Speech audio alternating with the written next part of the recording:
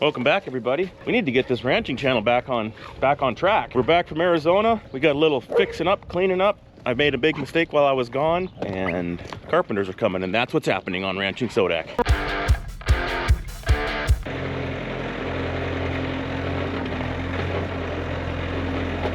So here's what happened. I didn't put the corn in the calf ration on my piece of note paper that I left for Phil. Oh boy, now my phone's ringing.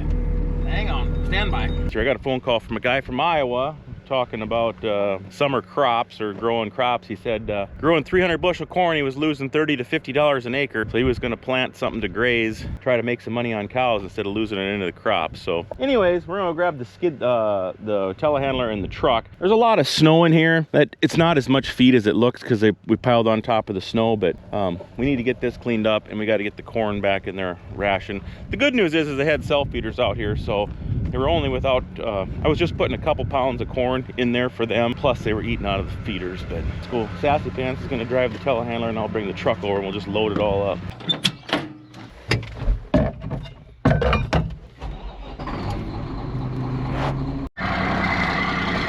Hello? This thing might need some fuel.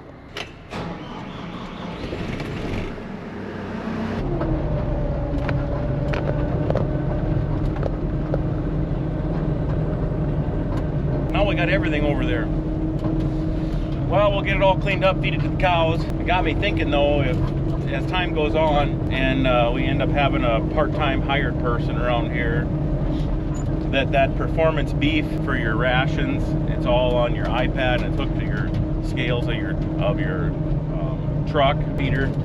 And then the rations don't change like a piece of paper when you're writing it down and moving it from one piece of paper to the next. And then you can also keep track of your whole herd too. So I might have to check into that, because although this was not a big deal because it was the other way, if you were to actually have given a bunch of cows a whole bunch of corn that weren't supposed to have corn, that could have been bad, real bad. This, however, turned out fine. Well, let's get her cleaned up.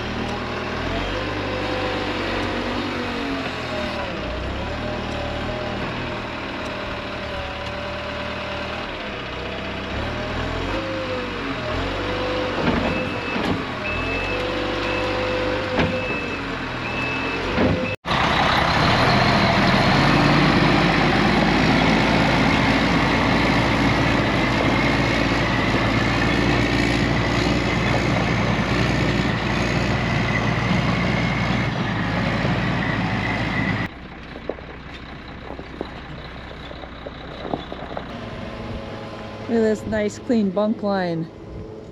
Starting fresh.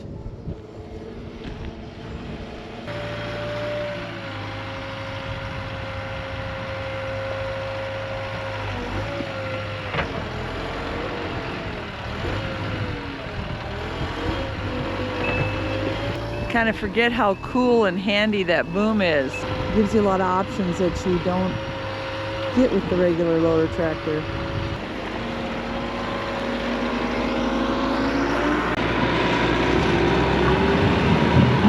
Final tidy it up.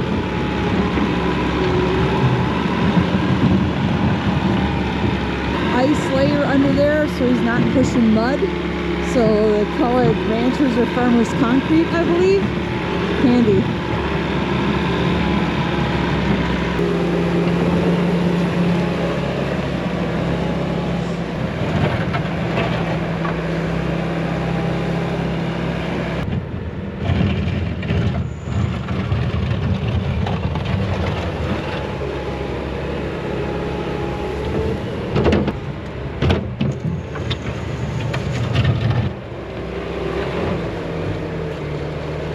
Somebody parked the feed truck right in way of the feed truck.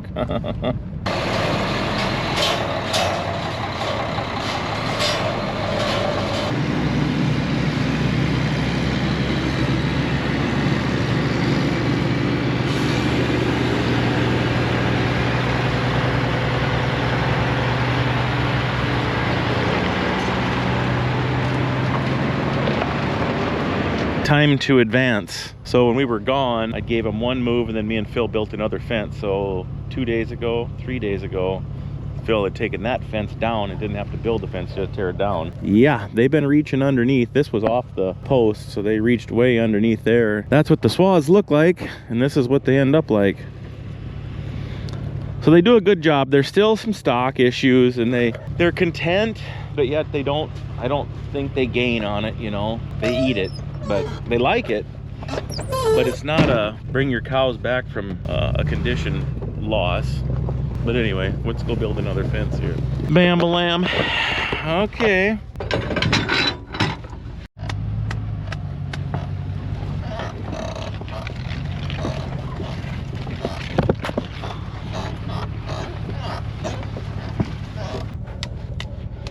These O'Brien posts, some guys even sharpen them tips a little bit with a grinder, which you could. I don't seem to have any trouble if you just whack them a few times. They'll even pound into frozen ground if it's not like froze, like super, well, it depends on the moisture of your ground when it freezes, obviously, but you can usually find a crack or just pound. And you can break them, but I've only broke maybe two or three posts, 10 years of using them things in the wintertime. Definitely 2 people if you're doing it this way. Goes pretty good. All I do now is find out back here maybe 4 feet where it's going to be tight, make a loop, and then hook her on there.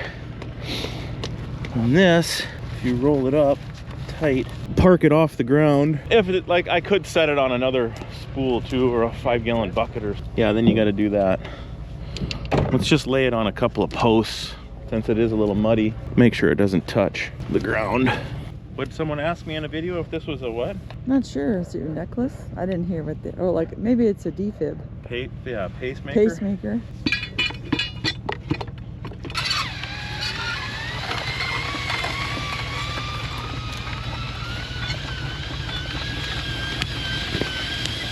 All right.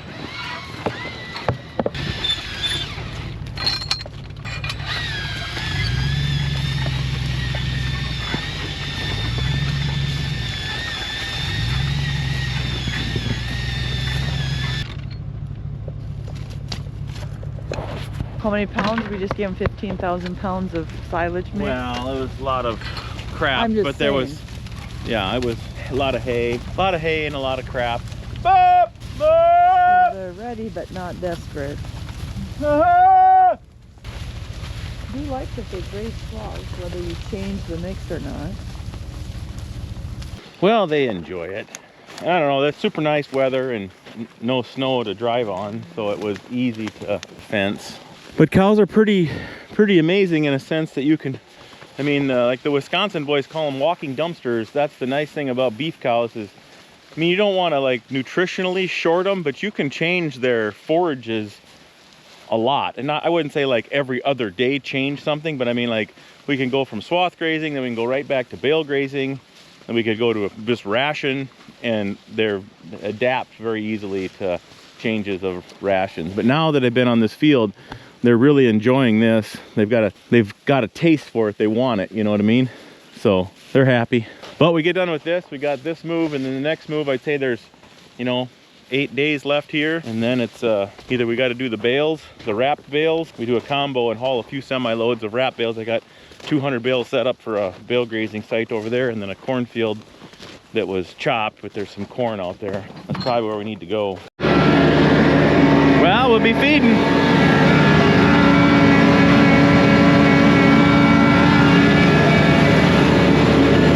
He's humming. So once that remote's fired up, I just get my RPM set, goes to 1700, and I back it down 2 clicks to 1500, and then the cruise is, it's just your cruise. So once you get in here, hit the brake once, and then you just reset it. So now when I go to do the next load, I can, I just hit that green button one time, and then she just comes right to 1500. All right, this is a fat cow load. Let's get these dumped. We're gonna sell these guys on Monday, so I gotta start thinking about dragging some panels over here. We never loaded cattle out of here since we tore the old corral out, but I left it in my mind how I think I can make a bud box in my double alley and then just bring our portable chute over here. So I gotta start thinking about that. I don't think we're gonna do it today, but I'm thinking about it. Time to get them out of here. I'm gonna have them re-pregged and see if I missed any of these young cows. Just, I saw a few riding, but I really didn't see that many riding coming back into heat. So it's kind of really weird. Excited, but nervous. It'd be nice if there was 10 bred ones in there of these younger cows, but we will see. I'm gonna have a vet preg them at the sale barn. We might just be trucking them back and forth.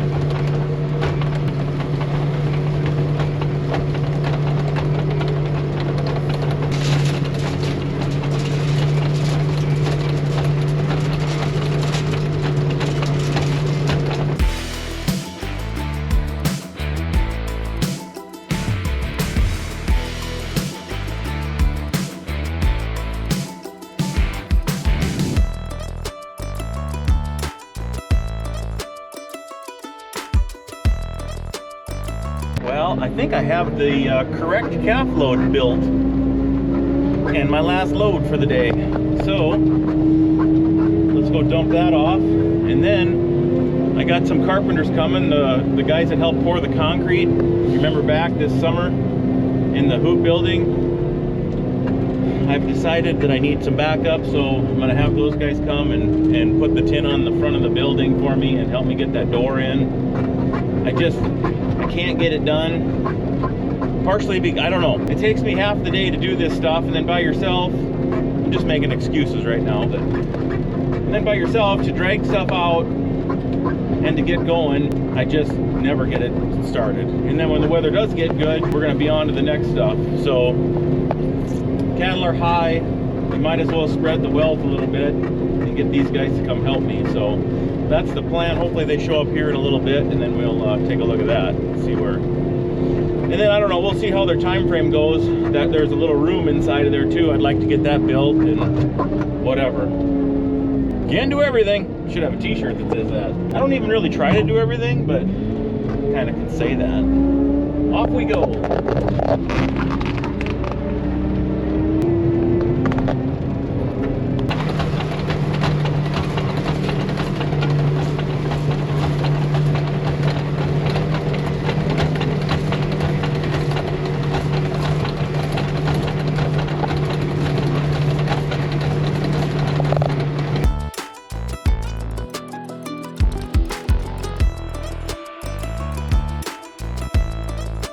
I heard some clunking on the last load, and there's your problem.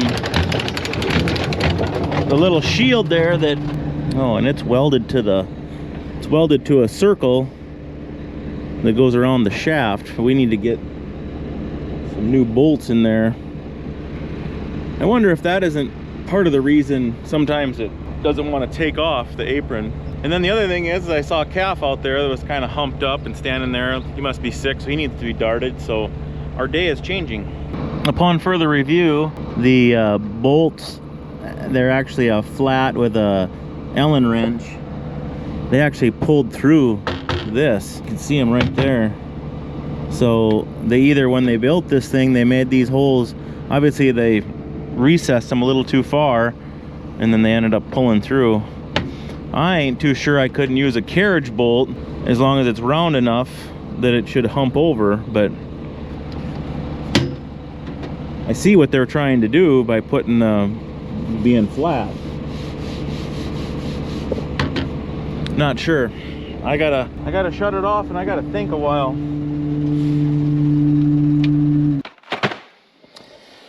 Okay, folks, locked and loaded. Let's go get in the old Chevy pickup. Go see if we can find this calf and dart him up. Doesn't look terrible, but he didn't look good. We'll see what we find when we get out there. Well, I spotted him over there. He definitely needs a shot. It's a big one though. These are 7cc darts. If we get a good hit on him, things look good. Well, this will be enough, but this is probably borderline. He's probably over 700 pounds, but we'll watch him. We could give him another shot then in a couple days, but anyways, I'm using this as a Prevo, which is a low dosage, high powered antibiotic. I've had good luck with it. Anyways, I saw somewhere on like Facebook or TikTok or something, they had an actual deal that sat in your cup holder and it held syringes and a bottle of medicine and your darts. It looked pretty slick. I'm gonna fill her up. So this one, you unthread the back of the barrel, called the breech maybe. Anyways, I filled this with a long needle. It sticks down in there. I got 7 cc's in here. This goes in here.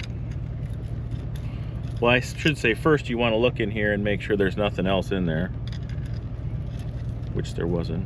And then this bad boy goes in.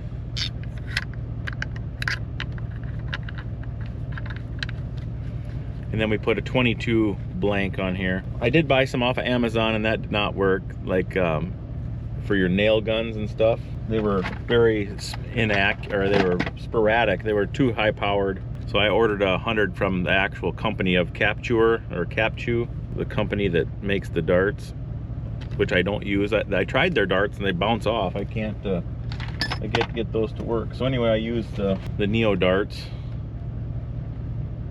Neo dart, and then here's the loads.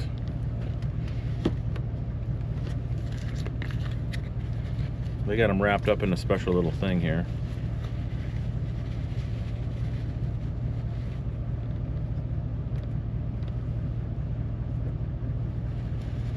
Okie dokie. Now we go hunting. Yeah, he's a big one. Got a fever obviously because he wants to stay in the shade. I mean, it's only, I don't know what it is today, 40s, but the sun is hot, you know, so he definitely, there he goes. He doesn't like being out in the sun. I saw him hiding behind the bale feeder.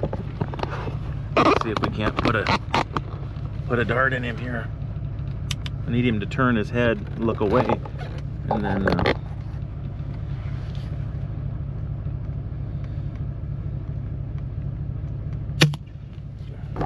nice shot.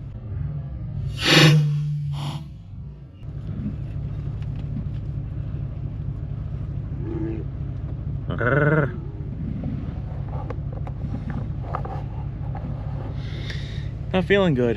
He's a big boy. Kind of like to drive through the herd with my gun out. Put my dart gun away. I was really close to the beef stick, so let's go take one of those or all of those bolts out of that feeder wagon thing and see what we learn. See if we can come up with a plan to put her back together. Thankfully, they weren't tight, or at least this first one wasn't. So they started it. I started loosening it, and then I'll have to clean the feet out of here and get the Allen wrench in there. But I'm not sure how we're going to get him to come back up through the hole. That's what I've been thinking about. Taking the chain off or something really dumb. Because look at that, they just barely fit. I wonder if I could pop them up with a bar from underneath here. I gotta think. Got them out of there. They hold this on too, underneath. And this thing is supposed to stop it from carrying feet up underneath here. So that thing bolts onto there, and then this rubber sets down, and then it's supposed to, as it comes around, stop feet from getting in there. But there's a fair amount in there, usually.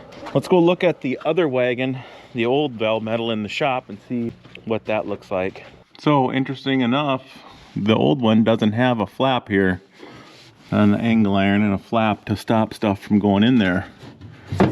I think that was the demise of this one. You've got all that push when there's some feed and those things come around, and if the rubber is stiff, like when it's cold, it's constantly pulling down on the bottom of those bolts. I guess rip the heads through. So we got two options.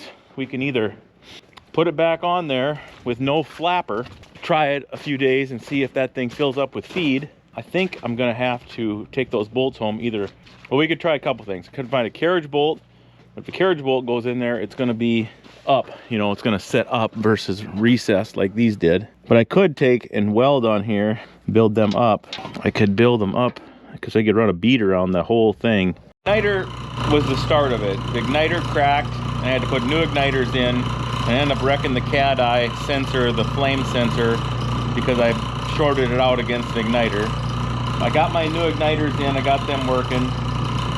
But in the meantime, I got through some oil, and I think what happened now is I sucked down the bottom of a tote, and I got into some gear lube that has some suspended crap in it that it is not wanting to run. That's the only thing I can think of now. So what I'm doing now is I'm draining my tank, 75 gallons in there. So I've got it running into this oil pan, it's getting pumped up, and then I'm putting it into this tote, which this tote I throw all my junk in, all my garbage, and I will take a little off the top of this, but I'm gonna drain this all down, and I'm either gonna put some of that oil in to test it, or I'm gonna go see if I have another tote in the trees to get a test on it. I don't know. But anyways, I'm gonna pick you guys up in the morning, I think. We'll do a little bit of carpenter work. They are coming tomorrow. I had to bring you back. I'll tell you a little science experiment. So I took a pop can and I put a little layer of used oil in the bottom, and I heat them up with the torch. Now you listen to this one burning. Nothing? Nothing? And listen to this one. Hear that? Pip pop, pip pop, pip pop.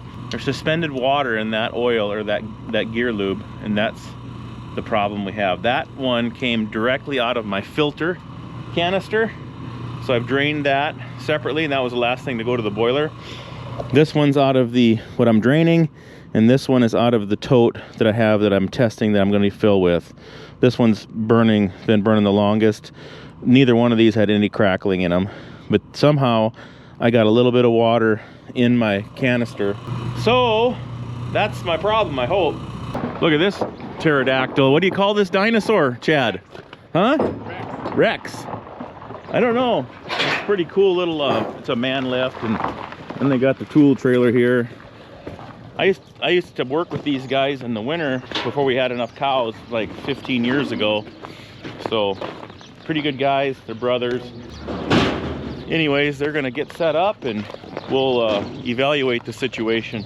Then I'll probably let you go, and then we'll probably fire up again right away tomorrow. We'll be hauling those cows and setting up, so bring her on back.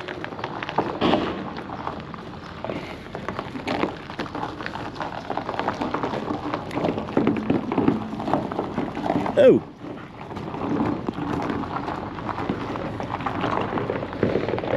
Heads up. All right, boys and girls, we're making her happening. The old Rex doesn't go very fast, but I'm gonna let you guys go. I'll give you a little progress report on this here in the next video, so stay tuned for that. Thanks for tuning in. We'll catch you on the next one.